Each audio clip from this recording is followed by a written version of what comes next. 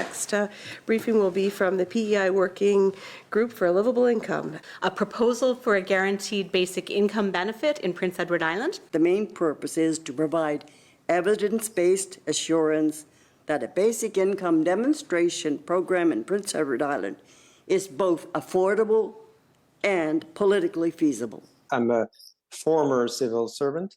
I worked for 30 years at Finance Canada, coordinating and developing multiple budgets, and I did work also as associate and senior associate deputy minister at Employment and Social Development Canada from 2015 to 2020.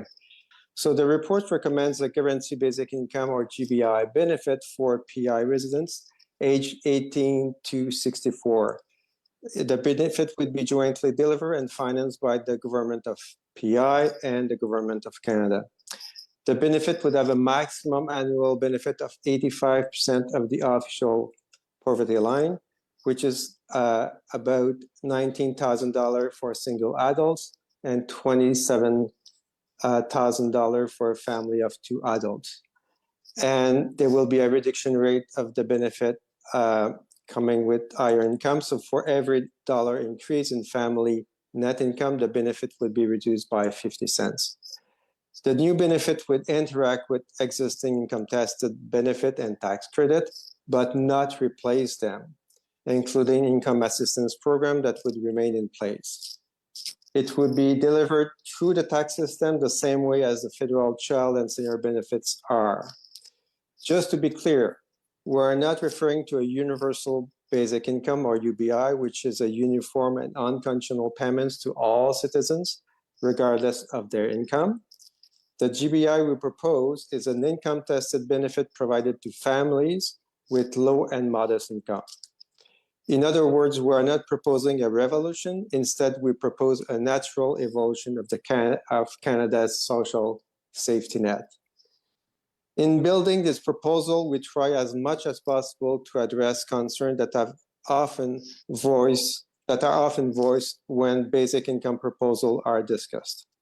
2 of these concerns are worth mentioning here this morning. First, basic income proposals are criticized for being too expensive and therefore hardly implementable without significantly increasing the tax burden on most citizens. Second, there's also concern that such benefit would provide less incentives to work. We believe our proposal helps to address these concerns by proposing the use of a broader family structure to administer the benefit, a key distinction from other basic income proposals to date. In a nutshell, we ensure that children aged 18 and over living with their parents are included in the same family instead of separate families for the administration of the benefit. In technical terms, we use census family instead of nuclear family. This broader family structures allows us to reduce the cost of the program by 40%, and the already small impact on labor markets found in other studies by 30%. This makes our proposal different from other proposals. For a net cost of $100 million per year, this is about 1% of PEI GDP, or less than 4% of its revenues. Poverty in PEI would be virtually eliminated for working-age adults and their children. This in turn means that it would be possible for PEI to finance 50% of the demonstration projects with minor adjustments to its taxes or expenditures. We strongly support the province of PEI's efforts to work with federal government to implement a demonstration project on basic income guarantee as efficiently as possible, and we desire for it to move forward the work that has already been done. As a reminder, in November 2023, Honorable Barb Ramsey, PEI Minister of Social Development and Seniors, initiated communication with Honorable Jenna Sudds, Federal Minister of Families, Children, and Social Development. MLA Sidney McEwen introduced Motion 80 advocating for guaranteed basic income, GBI, to the PEI Legislative Assembly. In March 2024, Minister Ramsey presented a response from Minister Suds during the legislature's spring sitting. The federal government expressed interest in collaborating on PEI's basic income demonstration program. Minister Suds indicated willingness to establish a working group to share federal, administrative, survey, and tax data. In May 2024, in a meeting with the PEI Working Group for Livable Income, Minister Ramsey confirmed federal collaboration on the GBI project and the formation of a joint working group. Minister Ramsey mentioned productive face-to-face discussions with Minister Suds and plans for PEI representatives to meet federal counterparts to explore working group creation. These are important steps and developments. This is a really important topic and a big one, especially following on the heels of our last presenters and what it's going to take to move forward in a lot of different areas. And Benoit had, I guess, answered my first question, does it replace our current social services program? And how does it work in unison with our social services program? Again, the report is somewhat details about that. I will interact with benefit like EI and CPP, for example, at the federal level. And so that's it covered there. And it basically would not affect those things, those two major federal benefit. But if you receive income from these two sources, better pension with CPP or EI, in the year before, you would see your GBI reduced because it's part of your income. So there would be an interaction there that is a normal interaction you see between program. When you have more income, you could get less benefit of something else.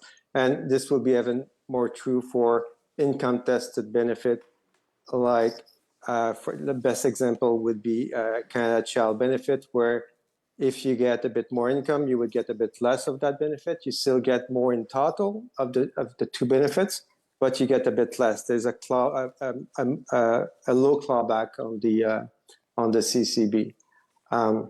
So you would get more income potentially with this benefit, so you get less of the other one, but in total you get more. When it comes to social assistance, accessibility program you have in PI, those programs would remain in place, and the main reason and the interaction would be fully integrated in the sense that the new GBI we propose, as I mentioned, would be administered the same way than the CCB or the OAS and GIS. And so it would be adjusted every summer in July based on the income you had in the last calendar year. In that context, it would not be a program that would be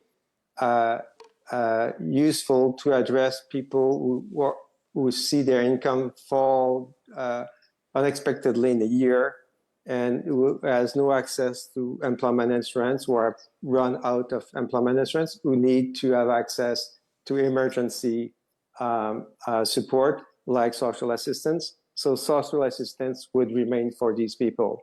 The first resort, the first program taking care of people that would see their situation change dramatically would still be social assistance. But over time, in fact, in the next year, these people will be rolling into the GBI. So this is how the two programs would interact. And again, we recommend for provincial benefits, income-tested benefit, which is a long list in PI of relatively small programs. Interaction would happen normally because most of your programs are based on net income, and GBI would be part of net income. But again, we encourage the government to, when they implement, to look at this program and see if they want to change their eligibility, the threshold, things like that, to have a better kind of impact on poverty and on the situation of people. And we are also very clear in the report about, with respect to persons with disability, to maintain in-kind support that are provided through accessibility program, for example, to people with disability, that this is a different situation than income.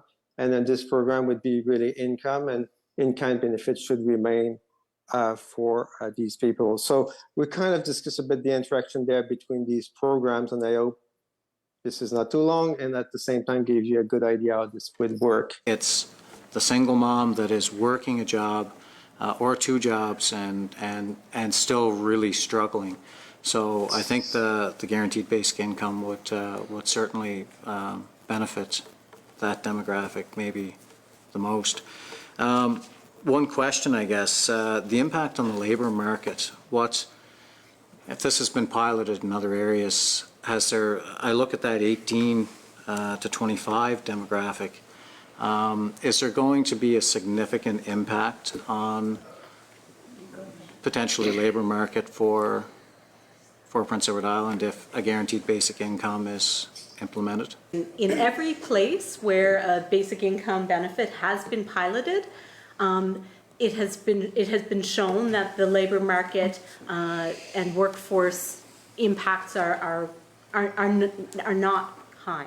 In the 1970s, the MINCOM project in Manitoba was the most robust test of basic income in Canada, and the data from that showed that people continued to work, and it also showed that the groups that did not work as much, that reduced their hours in the workforce, were primarily people who stayed in school for additional education and training, and new parents or people with caregiving, unpaid caregiving responsibilities, new parents spending more time at home in caregiving responsibilities. In general, what has been found anywhere that basic income and similar programs have been tried is that people want to work. There are actually tremendous disincentives to work when you're on social assistance because you very quickly become ineligible for social assistance, whereas with a basic income guarantee, you're guaranteed an income floor under which you cannot fall, but you can do better than the basics through paid income. If you are able and if you choose, you can boost yourself and create advantage for your family with many fewer barriers. And most people want to. Looking at guaranteed basic income, it's easy to think, oh, well, you're going to receive money to stay home and do nothing, you know? And so I think your question is an important one because we do really want to address that myth, you know? People are very motivated to be able to earn beyond their basic needs. And so that mythology around impacts on the labor force really aren't borne out in the research or the pilots that have been done previously. Where you do see some changes in the labor market is often with what are considered tertiary workers. That would be the high school student of the single mom who's working, say, a fast food job to help pay bills. And I would argue that that child's job should be to be in school and involved in extracurricular. And so that loss from the labor market isn't really an overall negative one from my point of view.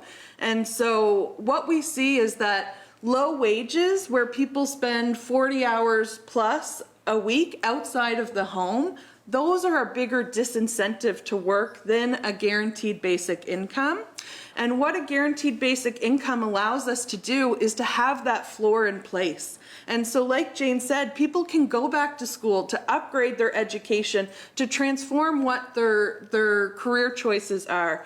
Businesses, entrepreneurs, imagine anyone who's entrepreneurial minded, if you could have a guaranteed income. They say that most businesses, you don't draw a salary for the first 2 years at least, you know? And so guaranteed basic income would allow people to take on that risk of opening new small businesses to respond to our local needs. And we know that a lot of people already are doing work that is not part of the formal workforce. And so guaranteed basic income would help to address that unpaid labor that is often done by people who identify as women. And so I think it's an important question, but I really think it's a lingering myth that isn't really evidenced in the research and the experience that has happened in other places. It allows people to work through the labor force differently, but in general, we're very motivated and we attach a lot of our identity and our sense of value to our workplaces and to what we produce in the labor force.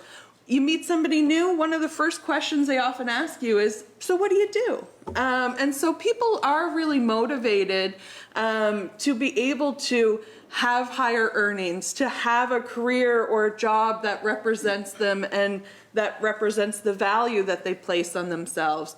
And guaranteed basic income allows people to do that in a more supportive way than existing programs.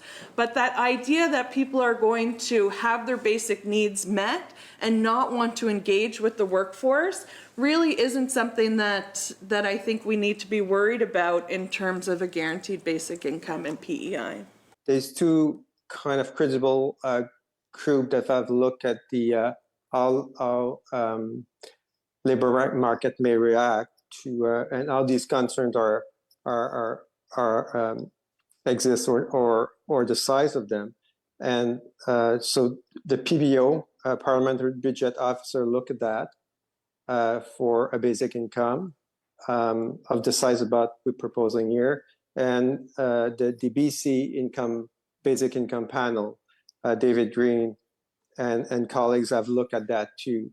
And so they come with pretty low, like to use the words of the PBO himself, it says it's small. And what you come to is a reduction in PI. When you simulate for PI, you believe the hours worked by islanders would be reduced annually by 1.4%. It's pretty low.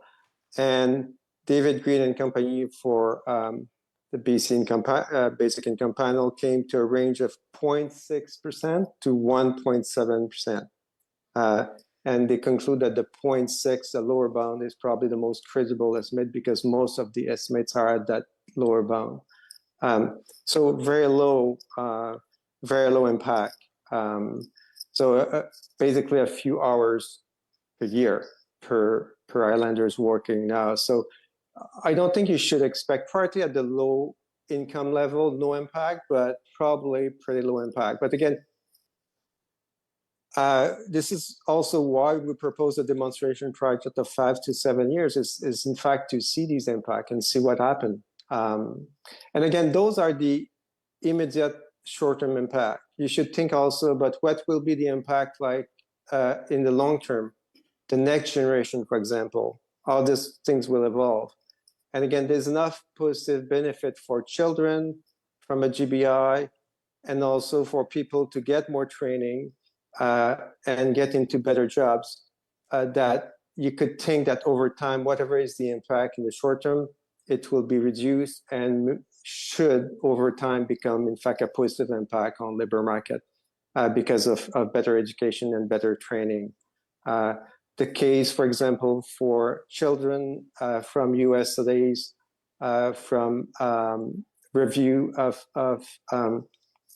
studies by Harvard Economist is pretty convincing that any investment you make in children in terms of their health and income, and again, income would affect their health, is going to be very, very positive over time in terms of their wage and labor market participation. And in fact, it's so large that it pays for itself over time if you are enough patient to wait for the return. So I think labor concern is a real concern, but again, it's tend to be a bit over estimated in the mind of most people. My next question was going to be and I really like the disincentive comment that you made, because it really, there is no incentive, right? You make, it gets taken. So my question was going to be, would enhancing our existing programs provide a similar outcome to what a guaranteed basic income would provide? Then I have to challenge myself that that our programs are not working the way they should, and they're not. So maybe an overhaul with something like this is the way to go. My question, I guess, is would enhancing existing programs have a similar effect, given the hefty price tag that this proposal would bring? What would the outcomes be? Well, potentially, I guess. First of all, just to say that incrementalism is what you're talking about. Like you just keep adding onto poverty. You add a little bit more. And I think our experience, we have a lot of experience in that. And the experience is that is never covers the basic needs of the people. And it's never done it. It hasn't done it anywhere. And this has been tried. When people say, well, where has basic income guarantee been tried? And we try to name the places. But social assistance has been tried. It has been tested. And incrementalism is adding a little onto poverty, does not get you out of poverty. And so it hasn't worked. And there's no, I don't understand, and we hear this often, eh? Maybe we just add a little bit more to our programs. And that's been done. It's been tried. And it has not gotten people out of poverty. And we're saying we want people at least to be brought up to the poverty line automatically because they're alive. Yeah. It's a human right. It's not something that, and that's the other part of it that's really important, and that is that your qualification for it is not decided by a worker. Your qualification is decided by, are you alive?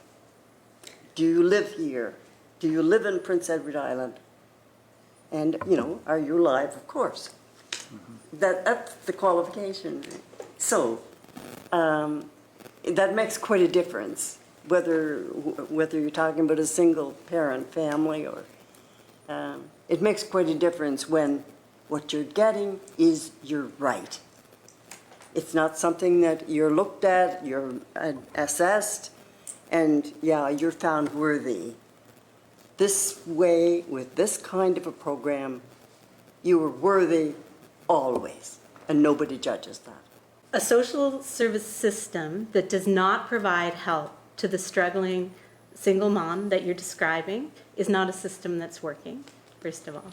And Can I have a quick clarification? Yeah. So, Robin. sorry. This mom that I'm speaking of is a working mom that is working and not able to receive the benefits because of eligibility. yeah. Yeah. So that is a system that's not working. Yes. And so, and the sad fact is that those who are eligible remain under the surveillance and supervision of the social assistance system. Some of them are not safe to talk to you because you are their only, you as government, embodying government, are their only source of income. And they are not democratically at liberty to speak about their experience safely to the source of their income. That is an unfortunate fact of the system as well. I think what happens now is you're on income support or you're in the workforce and there's no way to migrate between the two without punishment. And so for somebody who's on income support but would like to work part-time or could work part-time but maybe not full-time, then their income support benefits are clawed back, and then their housing subsidy is at risk, and all of these. So people end up having to choose one or the other, whereas guaranteed basic income would allow more of a mechanism for people to transition between income support and the workforce with less punishment, and it would also provide a top-up for that working mother. And so instead of having people to have to pick a lane where neither have their full needs met, you're able to kind of migrate between both of those systems in a safer way. And we hear from from both. You know, at Women's Network, we have a Women in Trades program, and we try to get people oriented into those higher paying trades, because if you are a single mother with multiple kids, you need to earn a certain wage to be able to cover those needs. And so you end up, you know, going towards income support, or, you know, what is that scaffolding to get you into those higher paid positions? Trade Horizons is one example that works, but we need more of that, and guaranteed basic income also allows for that. So I think in some ways your questions are kind of connected, and there's not a way. Now, I think bolstering existing programs, changing existing programs is very important, and, you know, guaranteed basic income isn't a fix-all for everything, but it's a great start for improving a lot of these systems that we see are broken. But I think right now you kind of have to be in one or the other, and they don't interact in a way that actually helps put the needs of that individual or that family at the forefront. Some of the myths associated with guaranteed basic income, it's important that we bust them, and so what a great place to do it. I get really excited when we talk about this topic, as I consider it along with the policies from ASI and thinking about the ripple impacts into the future. We may not see those impacts right away, but the money, if we were to look at this just from a cost savings perspective alone, I just think what a better future we have for everyone. I love what you said, Benoit. This is not a revolution, rather an evolution of the social net, which kind of leads me to the next thing that I hear, which kind of was along the lines of what Robin asked, is when I hear, well, people will take advantage, people might not work. And I've read the research, and I know that those are myths. And so I'm wondering if you can, framing it that way about it being an evolution to the social net, can you speak to what this could mean in terms of seeing, you know, maybe there is an individual who a guaranteed basic income, it's not enough, and they do need those other supports, hence the reason we need to keep those social supports going. How would that help us as a society figure out, like, how do we, that other supports people might need? How do you see this kind of, I'm not asking this question properly, I hope you get what I'm getting at, but how would this potentially change the way we deliver other services? Does that make sense?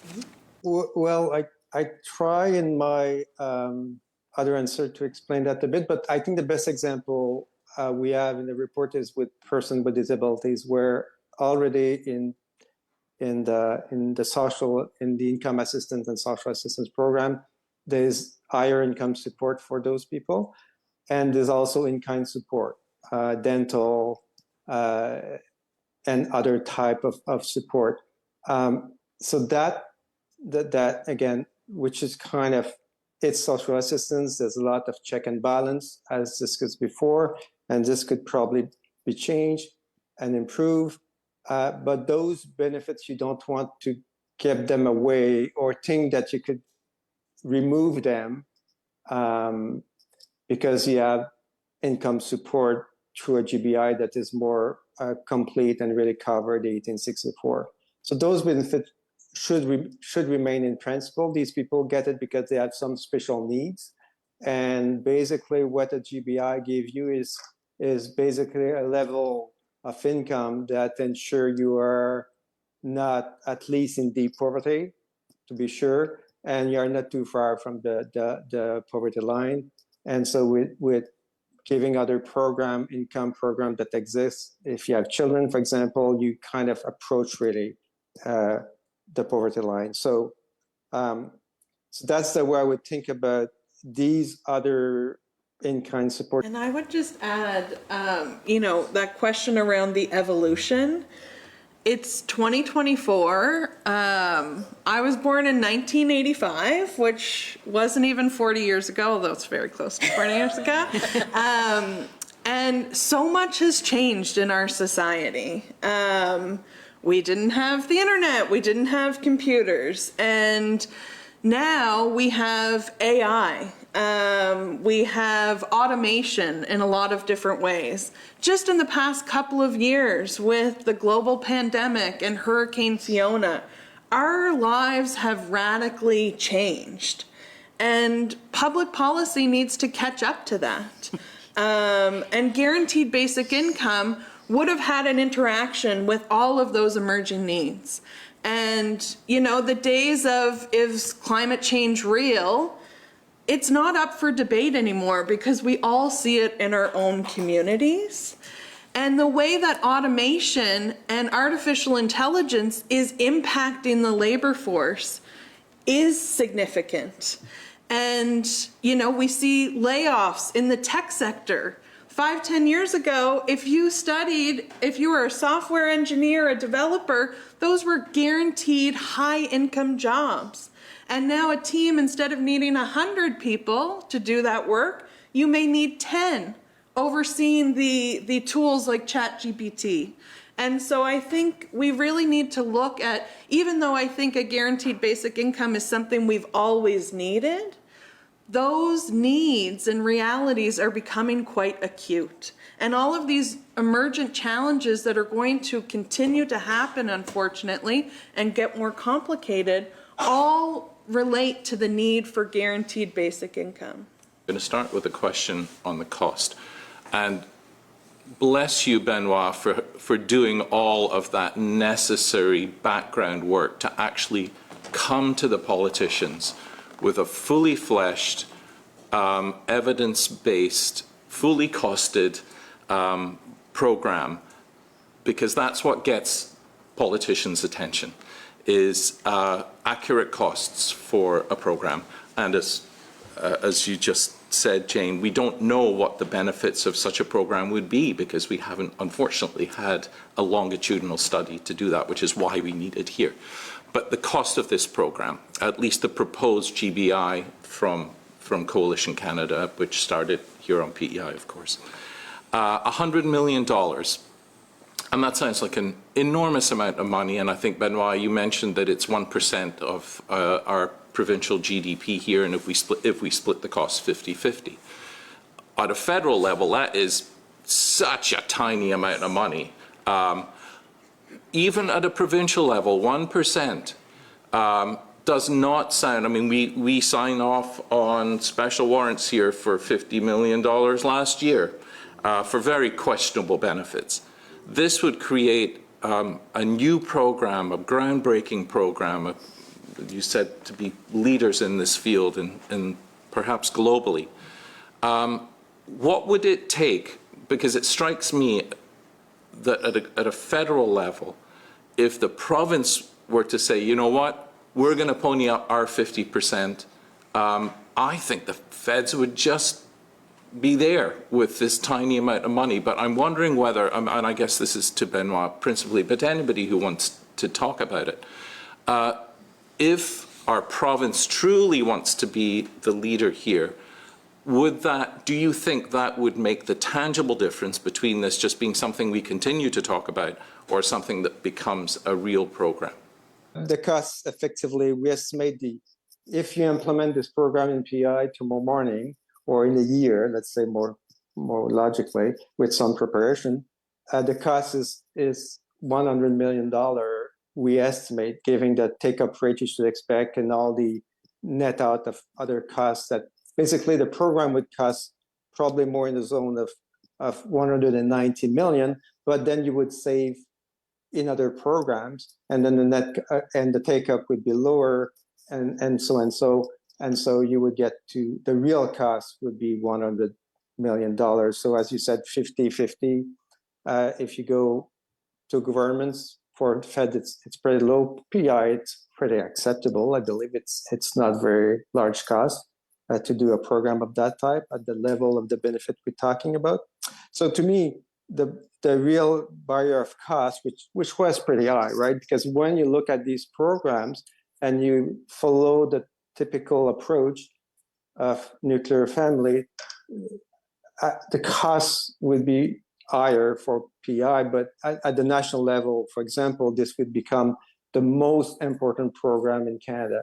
So we thought this was a pretty high cost and created a real barriers in terms of cost. Now we got at the level where, again, it's not super cheap, but it's really for what it provides, it's pretty low cost. PEI already spend 50 million per year on social assistance and or income assistance more generally. So this is just double compared to 6 times when we use the typical family. So pretty low. Again, to me, it's a no-brainer. Someone need to try this. Look, I think your question, it's a really important question that you're asking, Peter, because it's a question we have from the community. Why is Prince Edward Island not running with this project to Ottawa? Why is the government not running with this? It's something that would change, it's going to change the life of Prince Edward Island. And so, you know, when people can't anymore say, well, it's going to cost too much, because, as you say, Peter, the cost is in the proposal. It's not an exorbitant cost. So the people of Prince Edward Island really are developing a question for the legislature, and that is, why aren't you moving on this a little faster? And it's an honest question. You need to move on this. The work is done. It was handed to the province of Prince Edward Island, a gift that came from, you know, this group that was not, none of us had political ambitions. A gift was given to the province of Prince Edward Island in that proposal. And so, like, my challenge and our challenge is go with it. Go with it. And I'm really hoping that this, like when you report to the legislature, be strong and come out in the legislature and say, we are saying this is essential. Move. About a basic income guarantee. So the work that you and the others are doing to spread the information is catching on. People are speaking intelligently about it, and I think it's a matter of when and not if. It's just when is the when, right? We're getting there. We're not necessarily exploring or considering all of the benefits of the program, and those are much harder and intangible to define because they cross over, you know, education, they cross into health, you know, the economic stimulation, potential savings on the justice system, the increased tax revenue due to increased spending power. How do we help promote that side of it tangibly so that we're not hung up on what's suggested to be a hefty price tag? How do we move away from that to the bigger discussion? And again, with Susan and Patsy's previous presentation on the global benefits, like there are so many global benefits. Is it possible to hire an economist to say, here's the cost, but here's the big benefit?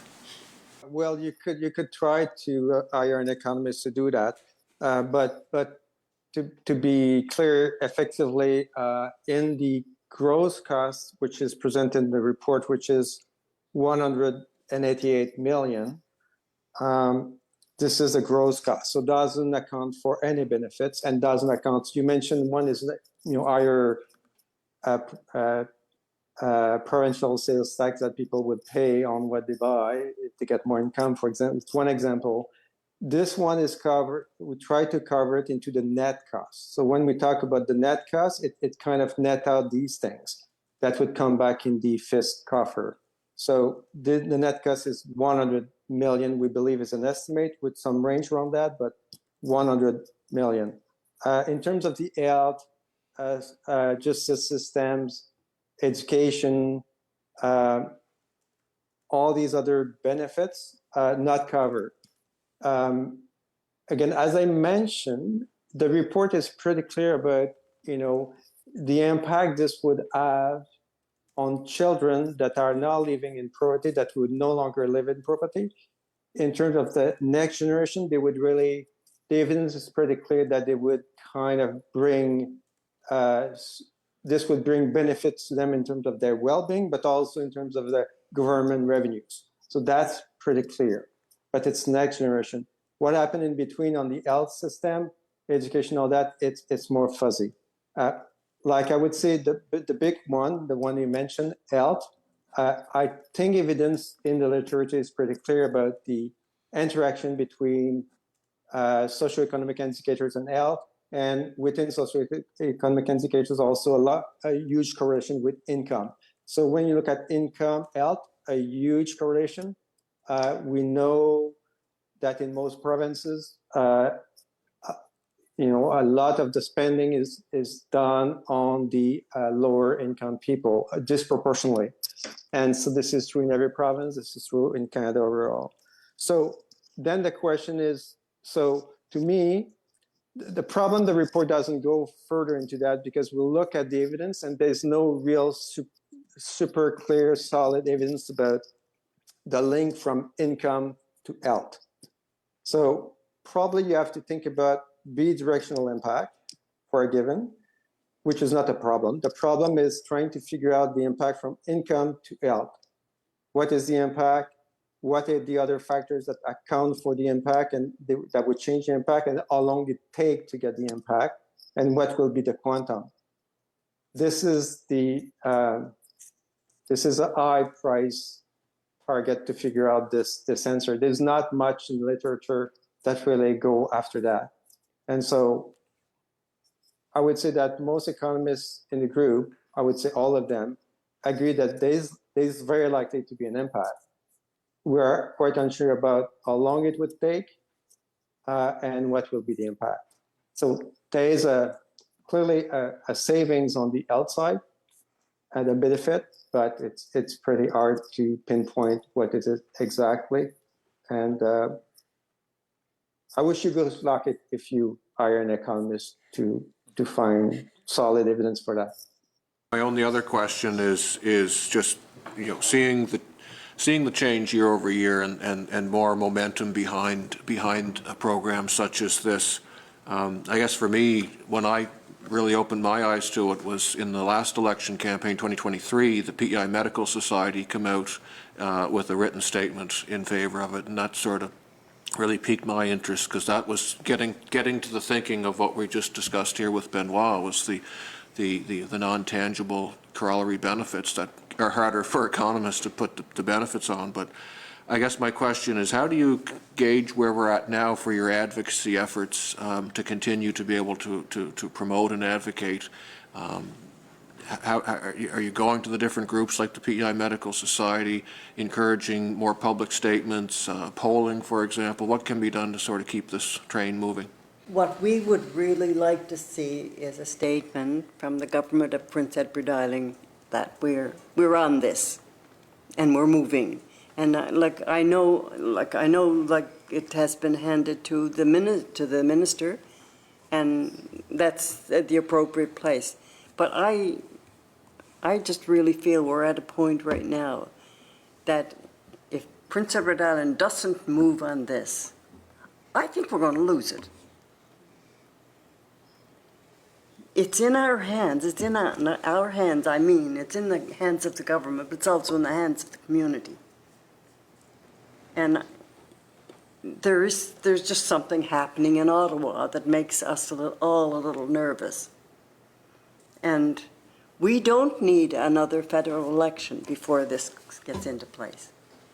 So there's an urgency about that, and I want it's kind of bold to make that comment, I think, in this circle.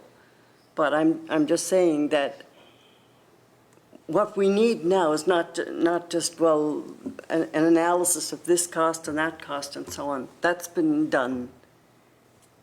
It's there in our hands, and the move towards Ottawa has to be made, and it has to be made soon. And not just depend on a conversation back and forth.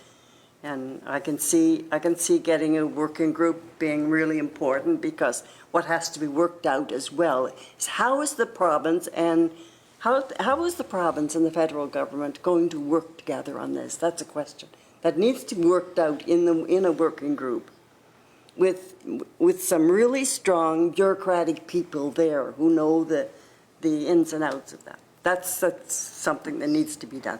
But the intent must be stronger than it is now. The intent must be that we are moving on this, and we really need to, as citizens, I want to hear that this government is moving on this. And like I'm looking over in this direction for a reason, because like in a sense, it's, you have to take some motion on this, and so it's a challenge that I'm just putting out there today. That I don't think we have a lot of time. We can't be. I don't think we can be dawdling with this because we're in a very politically dangerous moment for people, not just for governments, but for people. And I think at a community level, it has been hard to do that broad outreach that we would like to do on an ongoing basis with islanders across the province. The COVID-19 changed all of our lives, but the way it really impacted community groups in particular, the risks associated with having a large community forum where you have everyone moving around and talking to each other and learning more about basic income and providing us with feedback and us providing information. We're getting back to that, but it's been very difficult, and all of that type of community engagement comes with more risks these days. We also see as community groups, we really were on the front lines of delivering a lot of support to people, either during the pandemic, during the inflation crisis, after Fiona. And so it has been difficult. It's great to hear that there is that momentum at the doors.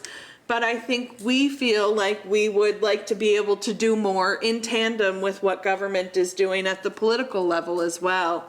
And there is some work happening. It's an ongoing basis. We're also looking right now with the National Action Plan on Gender-Based Violence. How would a program like Guaranteed Basic Income interact with people who are experiencing gender-based violence, domestic violence in particular? And so we're hoping to continue that community engagement, but it has been a challenge the past couple of years. And the Working Group for a Livable Income is hosted by the Cooper Institute. There's a number of organizations represented as well as individuals, but we're all stretched very thin and we have very limited resources, and our ability to do that broad stakeholder engagement like we would like to, I think has been a particular challenge the past couple of years. When I first got involved in that, I wasn't sure myself. And then I got to see that, yes, this has been looked at, costed, and it would be expensive. But we have an opportunity in Prince Edward Island to be the first. But a specific question about this, when we were looking at this as a committee, we talked about the benefits starting at 18 or 25. Since then, the provincial government has looked at extending further supports to the age of 25 from 18. Is there much research on the number between 25 and 18 would be my kind of question in that mix. The group we look at in the report is 18 to 29, so it's not 18 to 25. This is the way we define the youth. And in the simulation, they receive a lot of the benefits, even with the census family, the one we present all of our results. They receive 40% of all the benefits. So that group is, as we mentioned in the report, need to be looked at a bit more carefully. We think that for the age group, as we mentioned in the report, income is fine, but it needs to come with other support for those who get probably the maximum benefit, for example, like support to better introduce labor market and things like that, see what are their needs exactly. So it should be a GBI plus for those age. And at the same time, we mentioned too, and I would just stop there, but in the simulation, we have the students are a big part of those receiving benefits. About half of those 40% are received by students. So there's an interaction with the student financial assistance program that need to be figured out by civil servants. They need to figure out how you want to merge these two programs. Right now, we're not able to do that because the model we use, because it's based on the tax data, doesn't include loans and grants that students are receiving. So you need to think about that. So when we gave them a GBI, it's based on their income, excluding loans and grants. Clearly, they don't need all the support we're giving them in the simulation, which is part of why we think the net cost would be quite lower, because it may need some supplementary support if the if you know the program of the financial assistance for students. It's a simple but complicated model based about what income you have and what are your needs, and they try to close that gap, but they often don't close it totally. So you may want to use that GBI to close that gap totally. But right now, we are just not modeling that correctly because we don't have the loans and grants. So that need to be looked at. So I would say in all the age group we cover there, the youth is the one where we think more work, technical work need to be done by civil servants in between PEI and the Fed that would have access to data on that program. I don't really have a question. I just have a bunch of comments. I've been making notes and whatnot. And I know when this topic gets to the media, I often get conflicting views from constituents when I meet them in passing, and some I've emailed that are in support, some that I've emailed that are not in support and whatnot. And, pardon me, and Carla touched on a subject earlier, and Benoit, about Benoit's revolution, not evolution, or evolution, not resolution. Sorry. And I often think of our employment insurance and how it evolved. Like it used to be no one wanted to work when they were on it because you were penalized, and how it evolved over time, and people are doing things, and I could see a lot of that with this project. And one of the other things that I jumped on my phone and sent out a couple messages while it was going on, because I had a contact of mine send me a message a week ago about Senator Kim Pate was in the town of Kensington and spoke on livable income, and he was a counselor in Kensington, and he sent me messages. He's like, oh my God, this was so great. Like, you guys got to jump on board with this. And I think that one of the big things around the whole file is communication. Like, we really got to communicate that much more, because like a lot of these people that will send emails that are against it, once you start explaining it and telling the whole story behind it, like, oh yeah, this makes a little more sense. So I really think that we have to do a better job of communicating this. And there were a lot of comments on the minister, Barb Ramsey, in the House and what she did. And I will, for one, say that she was a new minister who got in and jumped right into the file. And around our caucus table, there is no doubt that she is in support.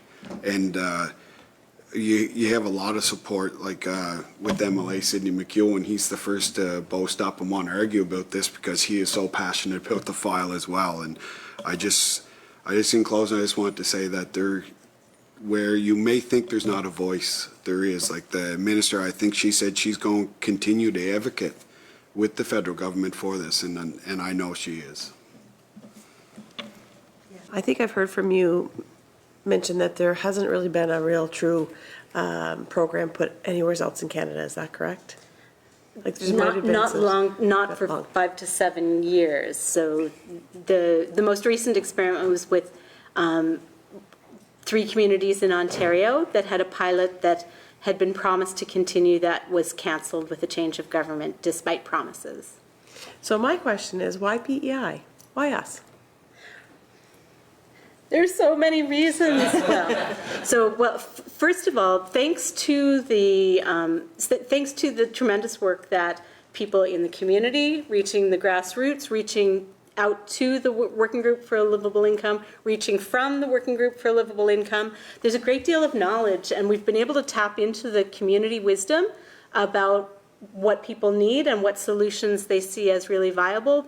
We were shocked when we began this work more than 10 years ago the depth of knowledge in the community that already existed, and the strength of desire for a basic income guarantee.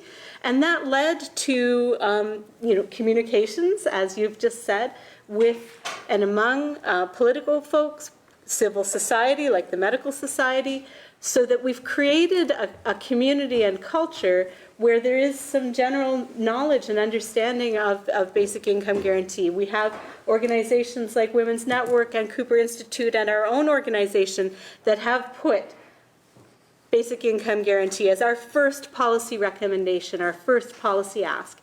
So those things have all been there. The circumstances of all parties expressing curiosity and desire to know more about basic income led to the gift of this proposal.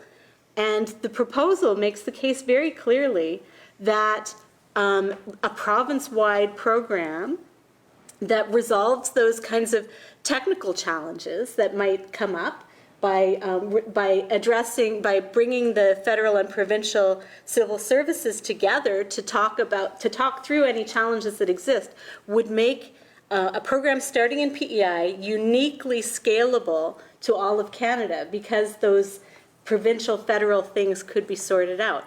This is somewhere where we could do it at a province-wide scale, but I know that Marie has impassioned words as well, and Jill as well, so I don't want to take up all the impassioned words.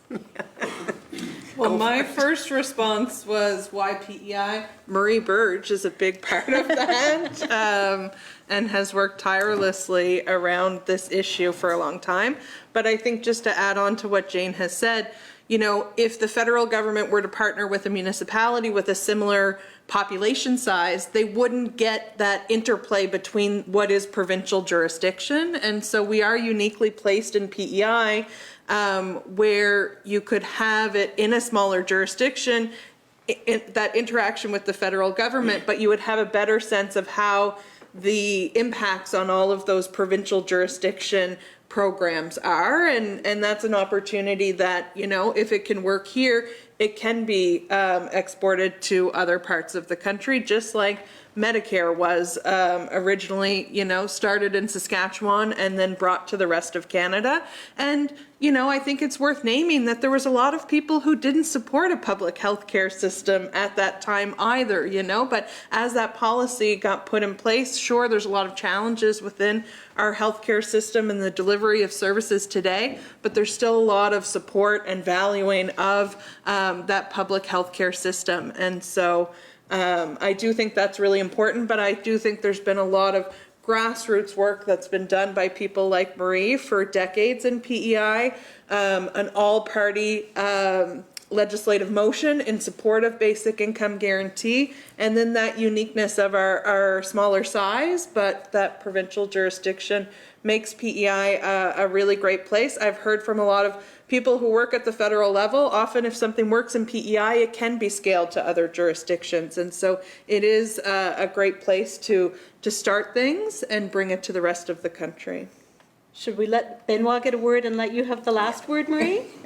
Benoit, why PEI from a perspective of other places in Canada? Well, you guys made it very clear, some arguments, but again, I think there's consensus among economists that we can learn much from a pilot anymore. And this is not a pilot because it will be province-wide. And so it's at a scale where you have a province, it's a small province, it make it manageable, but at a scale where you will learn a lot effectively about how it would impact in other provinces. And you don't have all these issues like you have with pilot projects where you need a saturation site that is well selected and you need to have a random sample. This is like in Ontario was very difficult. And so it means that PEI is very well placed to do this. It would be my pick number one on a technical basis for the country. I have two things I'd like to say before we finish. One of them is that I never thought that I would belong to a group like Coalition Canada, where Prince Edward Island is there right in the center of that organization. The organization was formed around Prince Edward Island. And when I go to a meeting and I hear somebody from Saskatchewan saying, yeah, let's go for it, PEI, look, I'm just there. I haven't heard that before. I haven't heard that kind of sentiment ever, that something wonderful could happen in PEI that's good for all of Canada. That's how people see it. And I think it's really important for us to appreciate that. And so just sitting down with a group of Canadians from all the provinces and the territories, and you're sitting with people who are saying, go for it, PEI, go for it, and you can do it. The second thing I want to talk about just before we leave is this is not a pilot, it is a demonstration. And when you demonstrate something, it means you want to show that it works. And so the important part of this demonstration is that we've said right from the beginning, 5 to 7 years. I prefer 7 years because it gets us through 3 electoral cycles. You know why, right? So, but the point is that from day one, it will be evaluated, it must be evaluated with a highly technical, academic evaluation process. Starting day one, not at the end of 5 months, day one, that starts. And the goal of many evaluations is, let's see how it worked, and then we'll make decisions. That's not what this kind of evaluation will do. This will correct mistakes day by day by day, correct the mistakes. And what we should end up with in 5 to 7 years is the most perfect program that we could possibly make, because we're going to be corrected as we go. That's what the evaluation will be. So I think we should remember that when we use the word demonstration. I use it very, very intentionally. It is a demonstrating. We're demonstrating something, and we're demonstrating to ourselves, but we're demonstrating to the rest of the country. A demonstration of basic income guarantee is going to happen somewhere in Canada. I am very, very confident that that is the next social policy direction for the future of Canada, and it can be here. We think it should be here, and we hope that you agree, and that we can be part of together making it start here. Jillian, do you have anything to say in closing? Surprisingly, no. I think I've said it all. Well, on behalf of our committee and behalf of myself as the chair, thank you for coming and enlightening us and educating us on this very important topic. So with that, I don't think there's anybody else that had anything to say, I will call this meeting for a break. Thank you.